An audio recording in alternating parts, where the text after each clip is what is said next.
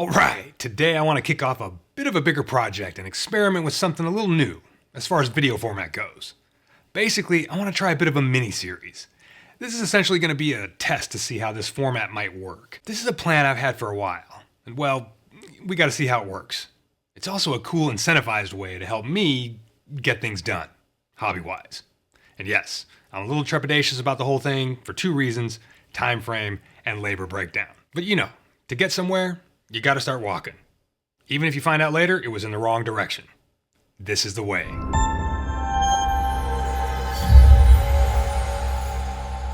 Greetings, good humans, and welcome to Tabletop Alchemy, where sometimes we plan a mini-series and we salute our patrons for their patronage. It's always highly appreciated. Alright, so today we're building a pile of scatter terrain. Is there such a thing as speed crafting? If so, that's what I'm after. But first, let me introduce the mini-series thing. As most of you know, I have a topic schedule I try to maintain with videos. That's it right there. So what I'm envisioning is a 4-episode Skirmish-related mini-series within the main schedule. This video and the subsequent 3 Skirmish and crafting and painting videos will make up that mini-series, which is all about playing my first solo game, or any game, of Joe McCullough's The Silver Bayonet. I'm going to start with the first solo scenario in the main book. It's logical, right? I'm pretty sure Osprey is releasing the first expansion book for the Silver Bayonet right around the time this video drops. And I've got that on pre-order, but I won't have it for this first game series. This is the scenario, and for terrain, we just need lots of forest scatter, basically trees and rocks. Not super exciting as far as terrain goes, but you know, having more trees and rocks can't be a bad thing, right? And to be honest, I don't have that much general scatter terrain ready to go anyway. Most of my stuff is mostly in base material form. Meaning, I have a bunch of foam sheets and basic material ready to be made into terrain. In the next Skirmish topic video, we'll build our warband on paper and select some miniatures, etc. And then in the following painting video, we'll paint the warband, which I'm not really looking forward to doing, but you know, we'll face our fears together. Or we'll face my fears together. And then we'll play the warband in the scenario. Alright, have I hit the appropriate procrastination meter for everyone? Sweet. Let's get this show on the road. First thing we need are bases for the scatter terrain, and of course I cut and shape these out of Sintra. What's that? Are you actually asking me what my plan is? That's a bold assumption for you to make, that I would, have a plan. What do you think you are? Every other professional hobby YouTube channel on the internet? Because you ain't. You're here at Tabletop Alchemy, where we're allergic to plans. But in lieu of having plans, what I do have are a bunch of sticks, and toy trees, and tree armatures, and basing materials, and stacks of foam, and some new glues and a desire to work fast and loose. So I'm going to start with making some trees. I've had this bag of tree armatures for quite a while, and I know they are pretty typical in the hobby space, but I've never worked with them before. They have bendable wire buried in the plastic, and you just sort of twist and turn and bend them to make tree shapes you like. There are hundreds of videos out there about how to make custom trees from scratch, and while those can certainly turn out to be much better looking in the end and probably cheaper financially speaking, I'm balancing my time against my wallet. I got a whole video on that topic right here. But yeah, I just can't be bothered at this particular moment to craft up a bunch of custom trees. So Woodland Scenics it is. And guess what? I ain't even gonna paint these trees trunks. How dare I? Remember, this is all about speed crafting. So in choosing some of the Sintra bases to hold trees and others to hold rocks, I decided that a couple should hold both trees and rocks. Look out, I'm a daredevil. Alright, I just cut up some foam and stick a few slabs on a few bases, and I succeed this time in remembering to create spaces for the miniatures to stand on. I add in some chunks of 1/4-inch corkboard, just because. These little bits of foam here, I'm putting down specifically to plug these prefab pine trees into, because they don't have their own bases. A little hot glue will hold them just fine. These are actually pretty cool and affordable trees. I got them on Amazon years ago, and I had like 5 left to use today. Now it's time to make the rock scatter. Using chunks of 1-inch and 1/2-inch XPS foam, I just made stacks that are 2 to 3 inches tall. I thought having a little Stonehenge-style bridge would be cool, so why not? I make sure there's enough room for a mini to go underneath the big rock, and then move on to building up and texturing a few more rock stacks. Again, always keeping in mind flat areas for miniatures to stand on. I know having some larger rock formations would be really cool on a table, but I'll look forward to doing some bigger terrain pieces in the future. For now, I'm keeping in mind the way a lot of skirmish games count half movement for climbing objects, so typically a figure with 6 inches of movement can climb 3 inches in height on their turn. So most of this scatter terrain can be climbable in a single activation. I textured all the foam with chunks of glass rock and didn't spend too much time, but made sure I covered every exposed surface, again, as fast as possible. Now onto the foliage. I really like these fall colors. I picked this setup on a whim one day, and finally we get to use it. So this stuff is basically seafoam, which a lot of scale modelers use for trees and shrubs. It's had colored flock already applied. I think you can just use chunks of this as standalone trees, but it's pretty spindly and not nearly durable enough for tabletop play. I'm sure it works fine for display purposes, but we're making terrain for Dorito Finger gamers here. So I just break this stuff apart and pick out usable patches of it and use the tacky glue to hit the armature branches and just stick it on there. And actually, when a tree is fully covered in this stuff, it looks pretty convincing. Now I have buckets of clump flock in various green colors, and I wanted to try to keep costs down on this exercise and use stuff I already have. So I'm using the tacky glue again. I stick some of these small clumps on an armature. I'm not sure why I thought this would be a good idea, because logically doing what I did would create this monstrosity right here. Now, sure, if you want to play Kill Team on a Dr. Seuss table, this is a perfect way to go. But I want to try again, and I get a bright idea. I'll mix up some glue and water and Mod Podge and soak these small clumps and make a little porridge out of them.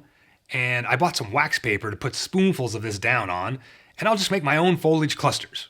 What could go wrong? Well, I'm sure most of you can extrapolate what I ignored, the main thing being the flat bottoms of these cottage cheese clusters. I did kind of think of that and wondered if I could basically sandwich the tree branches between clumps, which would actually work, but the main problem with doing this nonsense here is the stupid drying time. I had to let this stuff sit for basically 24 hours.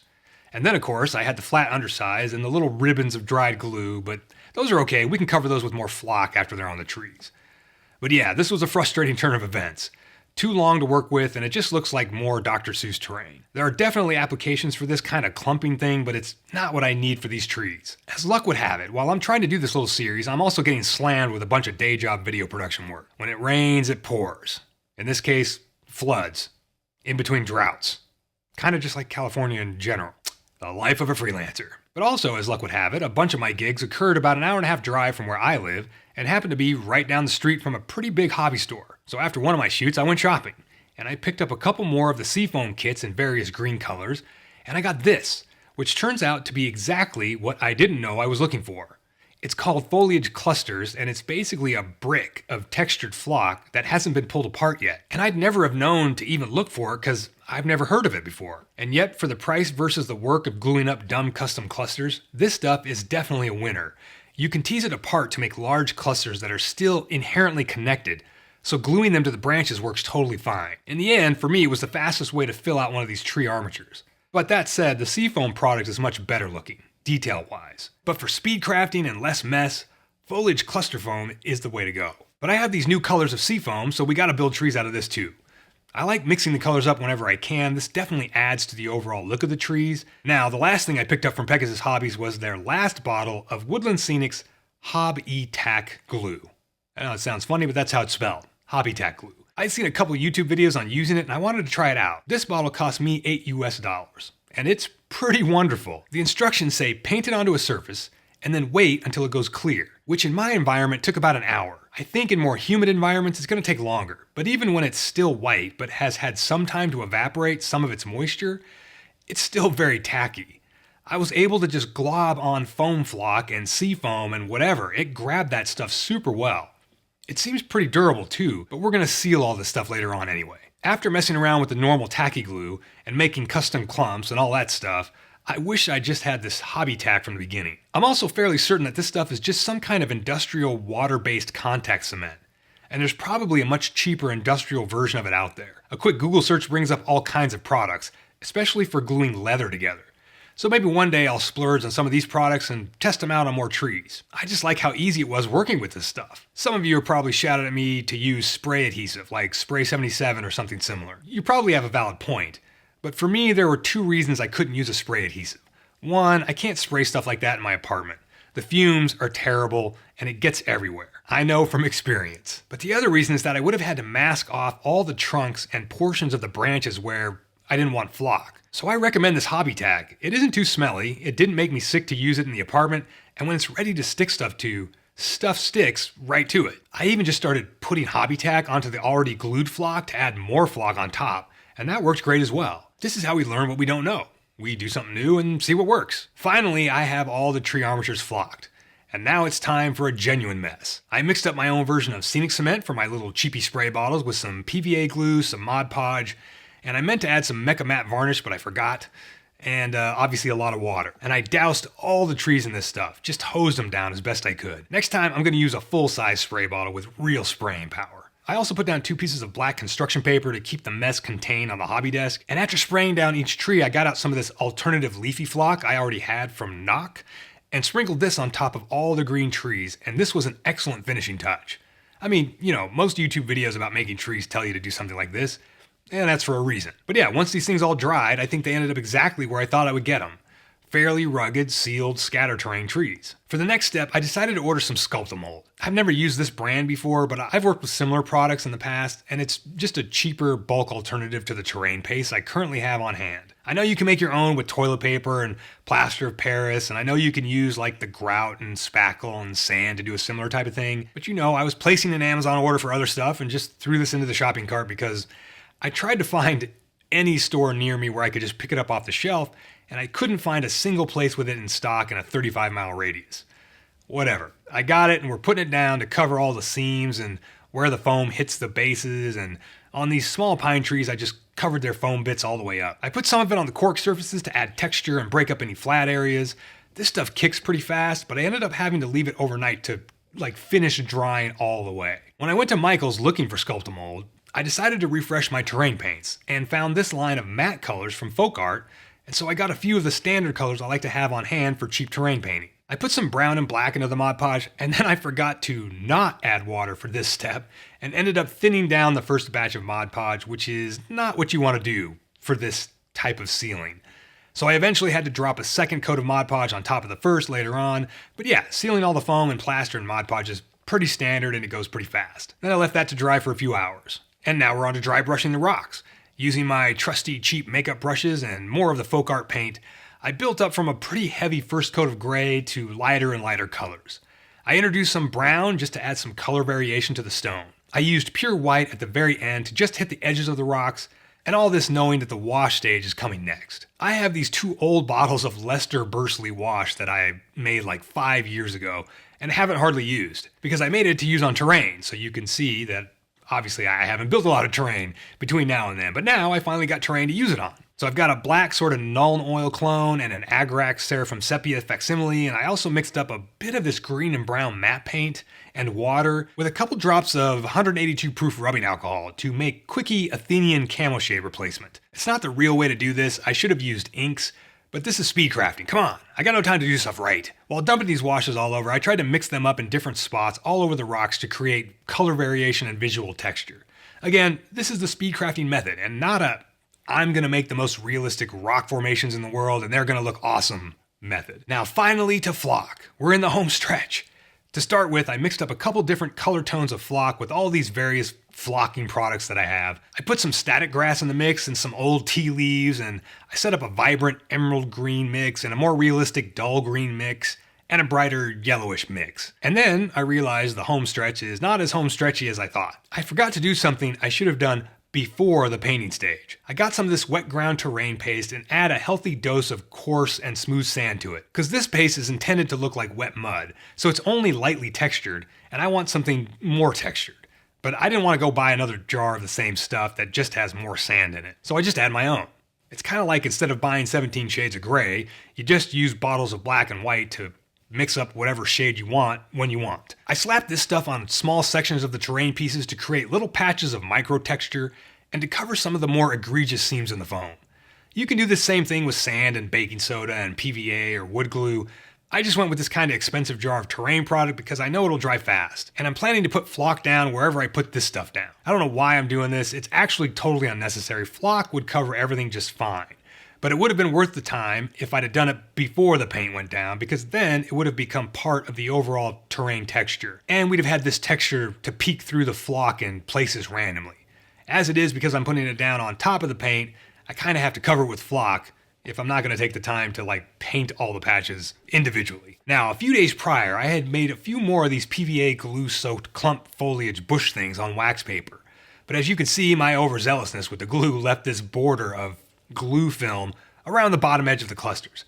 But that's not a problem. We're going to blend these edges into the bases with flock and some of that terrain paste.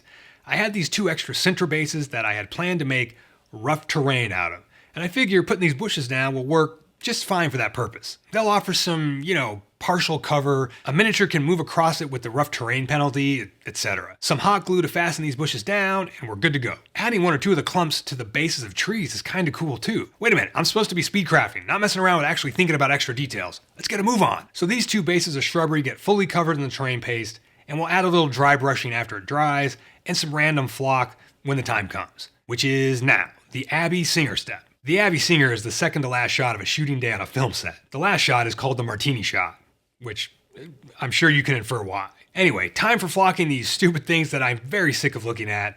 I add a little bit of black and umber ink to the PVA glue and a splash of water, but that's kinda unnecessary too. This flocking process took a decent amount of time, relatively speaking, but it's the step that makes the whole process look like something, finally, that I might be okay with having on the table. Having grown up in the desert, I have a strange yearning and love for all things foresty and mossy. And rocks covered in greenery, however fake they may be, just makes me feel good to look at. I just really enjoy flocking greenery over chunks of stone. It just looks pretty to me. And now the martini shot. I got a big boy spray bottle this time and put my pre-mixed Scenics cement in there, and it was truly overkill. I hosed these things down like I had cement to spare, which I did not, but man, using the spray bottle versus the little perfume sprayer thing, it was a bit much. I easily wasted 50% of the cement on the background paper I put down to protect my tabletop, which I basically soaked through in about 2 seconds. There's something to be said about having a garage or a basement or some kind of workshop area that isn't your apartment for this kind of mess. Someday, right? Gotta have dreams. So in the end, I recorded about 5.5 hours of footage, and I was being pretty conservative with hitting that record button, having learned my lesson from previous videos. So my guess is I probably put about 15 hours into this batch of scenery. And yet, I was going at it with a speed crafting mindset. I didn't do anything spectacular with the carving of the rocks, or really anything too creative. I was honestly just trying to go fast and ride that line of acceptability. But the trees took me a long time to do, and yeah, I think it's just the manual labor. Just all the grunt work, the grind, so to speak. And I had to fight Rowan Witchbane every step of the way to keep my terrain from being ripped apart by her gleeful claws and mischief making. She's a tiny Tasmanian devil, to all things hobby related. Anyway, next time around, I think I could do the trees much faster because I've worked out all the kinks, I know more about what I'm doing. In fact, I bought another bag of tree armatures when I was at Brookhurst Hobbies the other day, just because I have all that seafoam left, and a couple of colors of that foliage cluster product, and the most important thing to me, that bottle of Hob-E-Tac. So making more trees in the future won't be such a pain in the ass. Carving up stone from foam, well, that's always just going to be tedious. But next time I do a batch of terrain, I want to take the stone formations a little more serious and put some thought into the design and making some cooler, more natural looking shapes and textures. But hey, that's a batch of rocks and trees done. I'm so glad this is over. Admittedly, this whole process happening to occur with that sudden influx of day job work really cramped my schedule, so it was, kind of tough to get through. And now that I'm looking at all of it together, it's kind of weird. It kind of doesn't look like enough terrain. Well, it's going to have to be enough to play that Silver Bayonet scenario. So, go speedcraft a table full of scatter terrain and enjoy that martini shot when you get to the end. See ya.